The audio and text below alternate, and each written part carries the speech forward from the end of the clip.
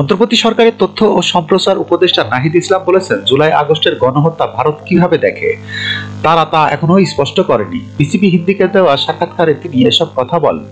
গত বৃহস্পতিবার 14 নভেম্বর প্রকাশিত ওই সাক্ষাৎকারে নাহিদ জুলাই আগস্টের আন্দোলন, গণহত্যা, সংখ্যালঘুদের পরিস্থিতি, তাদের নিরাপত্তা প্রদান এবং ভারত বাংলাদেশের সম্পর্ক নিয়ে কথা বলেন।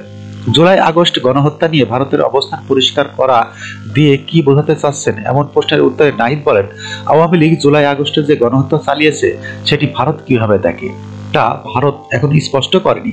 কয়েকটি দেশ বাংলাদেশের জনগণের পাশে থাকার কথা জানিয়েছে, কিন্তু ভারত এ বিষয়ে কোনো কথা বলেনি। উপরন্তু শেখ হাসিনার উপর এ দায় বর্তায়।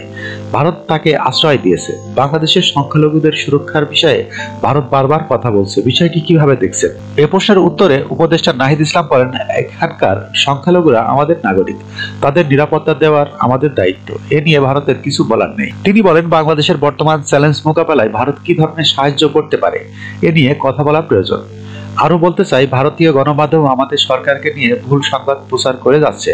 ভারতের উচিত এ বিষয়ে একটা সীমা টানা। আমরা চাই তথ্যের ভিত্তিতে আলোচনা হোক এবং সম্পর্ক উন্নয়নের প্রশ্নেও আলোচনা হোক। এর মানে কি এই যে ভারত বাংলাদেশে সংঘটিত খুন-খারাপি এড়িয়ে যাচ্ছে?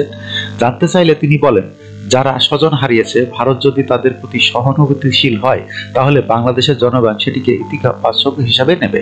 আমি চাই ভারত আমাদের সহায়তা করুক, যেন হত্যাকারীদের বিরুদ্ধে আইনগত ব্যবস্থা নিতে পারি।